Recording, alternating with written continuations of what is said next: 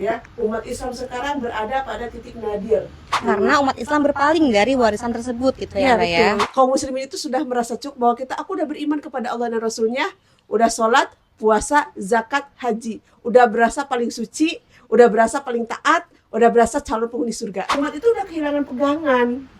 Kalau penguasanya sudah nggak bisa dipegang, kepada siapa umat memegang?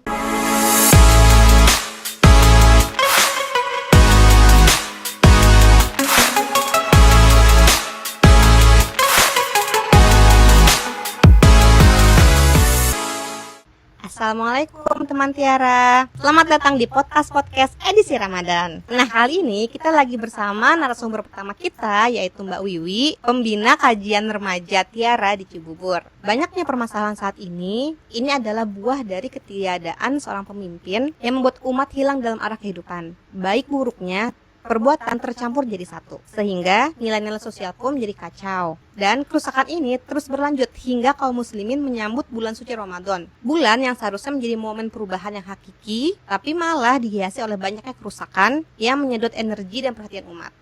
Nah, kali ini kita akan membicarakan tentang apa kabar sih umat Islam di bulan Ramadan kali ini. Oke, kita sapa dulu ya narasumber kita, Mbak Wiwi. Assalamualaikum Mbak Wiwi. Waalaikumsalam warahmatullahi wabarakatuh. Apa kabar Mbak? Alhamdulillah. Ya Mbak Wiwi, Masya Allah ya, kita akhirnya bisa bertemu dengan Ramadan di tahun ini. Ya Alhamdulillah, ini yang harus kita syukuri. Iya benar sekali Mbak. Langsung aja ya Mbak ya. Tadi dari pembukaan gitu ya. Bagaimana sih sebenarnya kabar umat Islam di bulan Ramadan tahun ini? Kalau kita melihat kabar umat Islam ya, tidak bisa kita pungkiri, tidak bisa kita tutupi, tidak bisa kita sembunyikan bahwa kabar umat Islam saat ini memang sedang tidak baik-baik saja. Gitu. Jadi kalau ditanya apa kabar, ya memang sedang tidak baik-baik saja, itu kabarnya. Oke, umat Islam saat ini sedang tidak baik-baik saja ya. Berarti tidak sehat gitu ya. Tidak healthy gitu ya, Mbak ya. Padahal ya Mbak, kita mafhum, kita tahu gitu ya bahwa dalam Al-Quran itu Allah mengatakan bahwa umat Islam itu adalah umat yang terbaik gitu ya. Betul. Nah, bagaimana sih Mbak umat Islam yang notabene Allah katakan sebagai umat yang terbaik gitu kan ya, bisa berada di kondisi yang tidak baik-baik saja seperti saat ini? Ya, umat Islam memang dalam Al-Quran surat Al-Imran ayat 110 itu adalah umat terbaik ya. Kalau kita berkaca kepada masa Rasulullah dan para sahabat, bagaimana mereka dijadikan oleh Allah sebagai umat terbaik, sebagai bintangnya manusia pada saat itu. Kenapa kok bisa gitu? Mereka manusia, kita juga sama manusia, walaupun mungkin mereka hidup di zaman Rasulullah, bisa langsung bertanya pada Rasulullah langsung, sedangkan kita mungkin jauh dari zaman Rasulullah. Nah, kalau kita lihat kenapa sih mereka jadi terbaik, sebenarnya cukup mudah ya, karena mereka berpegang teguh kepada Al-Quran dan sunnahnya Rasulullah. Al-Quran dan sunnahnya Rasulullah itu tidak dijadikan sebagai hiasan, tetapi diamalkan dan dalam setiap perbuatan, baik dari hal yang terkecil maupun hal yang terbesar, baik urusan pribadi, masyarakat, bahkan urusan negara, semua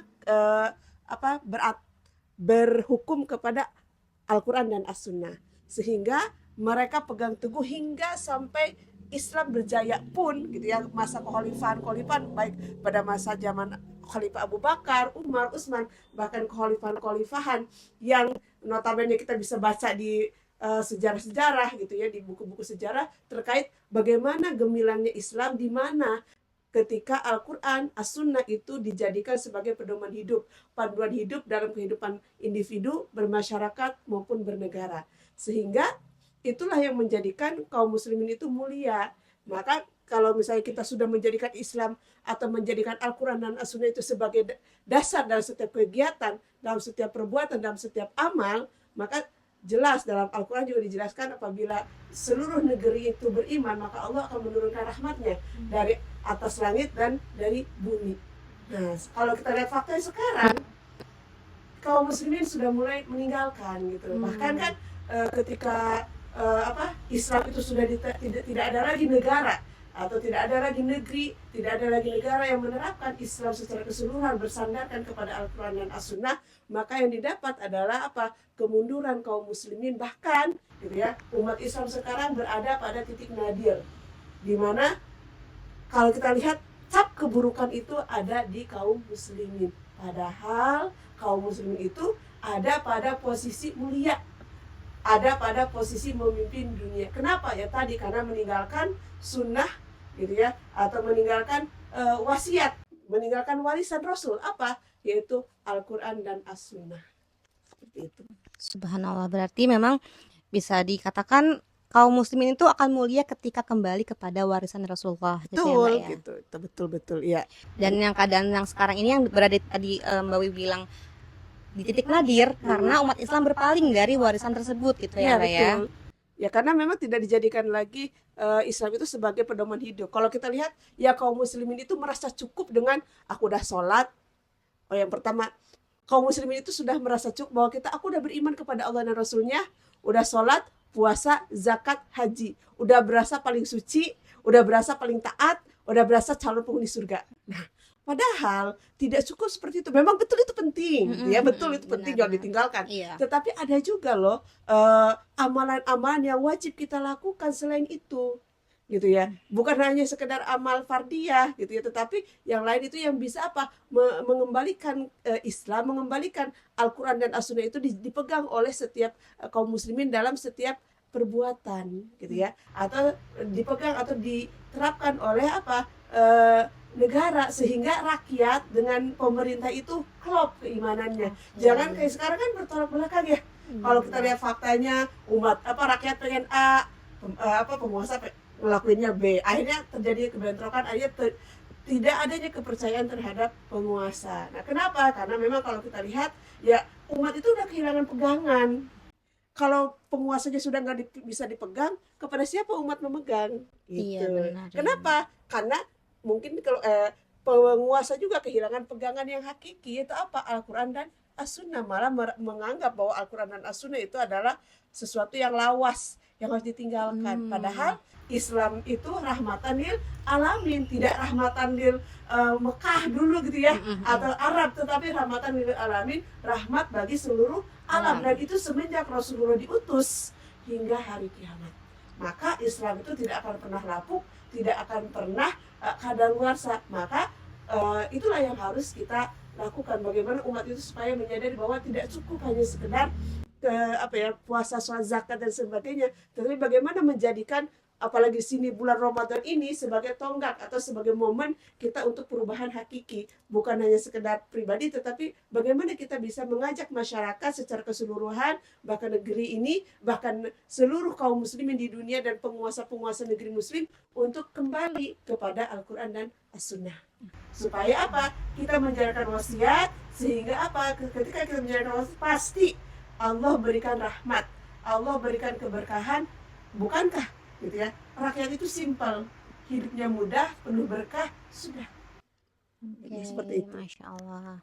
Berarti tadi ya, Mbak ya, keywordnya Ramadan itu adalah momen perubahan hakiki gitu Ya, ya, Mbak ya. betul. Nah, berarti apa sih, Mbak, hal berbeda yang bisa kita lakukan oleh umat, yang bisa dilakukan oleh umat Islam di bulan Ramadan kali ini yang berbeda gitu dari sebelum-sebelumnya, hingga benar-benar Ramadan itu menjadi tonggak atau momen perubahan hakiki gitu. Ya, Ramadan itu memang pertama kita harus pahami bahwa seluruh kaum muslim paham bahwa Ramadan adalah bulan penuh berkah. Ramadan itu adalah bulan mulia, dan di sini banyak kaum muslimin berlomba-lomba, berniat, berazam gitu ya untuk memperbaiki diri gitu ya. Maka di bulan Ramadan itu sangat mudah untuk beribadah, betul nggak sih? Iya, benar. Sangat mudah untuk kita berinfak, bersedekah, bahkan yang jadinya pemarah jadi pemaaf gitu ya, yang biasanya berkata kasar direm dulu gitu loh. Nah, kenapa? Itu adalah keberkahan Ramadan. Namun bagaimana supaya Ramadan ini bisa lebih berarti, bisa lebih membawa perubahan gitu ya kan? Nah, berarti apa? Pertama memang dari diri kita sendiri. Kita ingin berubah, tetapi berubahnya di sini bukan hanya sekedar kita soleh sendiri. Nah, kenapa? Karena kalau soleh sendiri pun itu Rasulullah pun mengajarkan atau memberitakan kepada kita untuk apa? Menyebarkan atau mengajak kaum muslimin. Kalau kita kan kalau dulu Rasulullah dakwanya kepada orang kafir ya. kalau kita kan masih banyak saudara-saudara kita yang harus kita ajak. Nah, makanya yang pertama kita harus apa? Bisa mempengaruhi saudara-saudara kita atau bisa mengajak saudara-saudara kita yang muslim untuk menambah ketaatan kepada Allah gitu ya. Bukan hanya sekedar taat untuk sholat puasa zakat tadi yang seperti saya sampaikan, tetapi menjadikan bahwa bulan Ramadan itu bagaimana kita berubah untuk menjadikan Al-Quran dan As-Sunnah ini sebagai pedoman hidup, way of life, ya seperti itu. Sehingga apa, memahami gitu ya, bahwa memahami Islam itu bukan hanya diterapkan untuk diri sendiri, tetapi juga apa, butuh juga masyarakat. Nah, masyarakat itu juga butuh apa? Butuh Islam. Gak bisa aja kita soleh sendiri sedangkan masyarakat kita berantakan, masyarakat kita jauh dari Islam. Kenapa? Karena fakta yang ada, saya beberapa fakta kalau saya baca atau lihat-lihat podcast, yang paling menjadikan itu apa? Ya jangankan sholat gitu ya, ternyata kaum muslimin di Indonesia menurut survei beberapa itu tidak hafal bacaan sholat. Gimana mau sholatnya? Benar itu sekali ya, Mbak. hal yang simpel. Nah, berarti kan di sini momen memperbaiki diri, momen untuk perubahan ke arah yang lebih baik, secara umat Islam. Bahwasanya umat Islam butuh gitu ya, butuh yang menggerakkan, butuh yang memimpin, butuh yang membimbing, ya. Untuk apa? Kembali kepada Islam secara hakiki, yaitu apa? Kembali kepada Al-Quran dan As-Sunnah, baik secara individu, secara masyarakat maupun secara negara. Maka bagaimana caranya? Kita bersama-sama mengembalikan gitu ya, sadar bahwasanya kita butuh yang namanya Islam itu bukan hanya diterapkan untuk individu kita sendiri, tetapi kita butuh Islam itu untuk diterapkan secara menyeluruh, dari hal yang terkecil, bahasa kasarnya ini ya Mbak Putri, dari masuk WC sampai ngurus istana negara. Betul nggak sih? Benar, Itu benar, butuh Mbak. aturan. Dan Islam bisa mengurus, sangat bisa mengurus, karena Islam adalah rahmatan lil alamin, problem solving ya bagi seluruh urusan manusia. Kenapa? Karena Islam diturunkan dari Sang Pencipta. Oke, Masya Allah ya Mbak.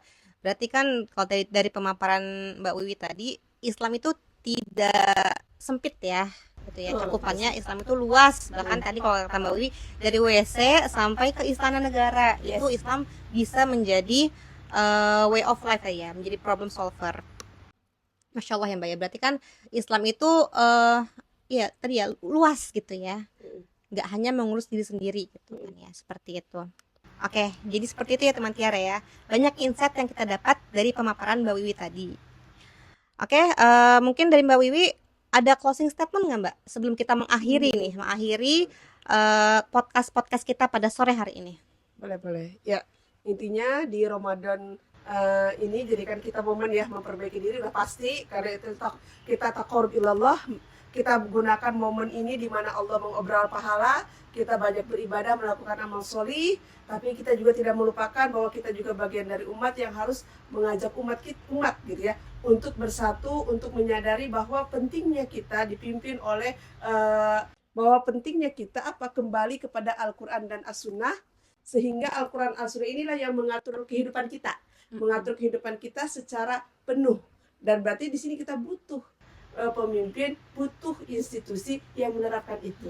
Masya Allah. Jadi seperti itu. Jadi kalau ada institusi dan yang menerapkan itu, insya Allah pasti Allah berjanji bahwasannya akan menurunkan rahmatnya, gitu ya. Sehingga seperti fakta-fakta yang terjadi sekarang ini akan terhindar, akan terminimalisir. Kalau kita lihat fakta sekarang kan menyedihkan. Iya, tetapi benar. jikalau kembali ke Islam menjadikan sebagai acuan, insya Allah, dan itu janji Allah, bukan insya Allah, pasti menyelesaikan seluruh problematika manusia. Karena apa? Karena Allah pencipta kita, Allah pencipta alam semesta, Allah pencipta dunia dan seisinya, maka Allah tahu apa yang terbaik untuk manusia, untuk alam semesta ini. Maka tiada lain dan tiada bukan, kembali kepada Al-Quran dan As-Sunnah.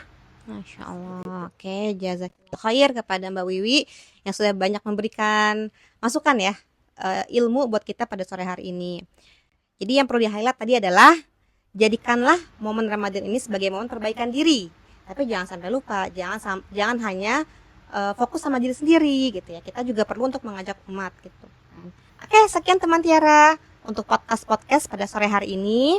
Jangan lupa terus pantengin konten podcast setiap hari Senin, Rabu, dan Jumat sore untuk menemani waktu berbuka kalian. Assalamualaikum.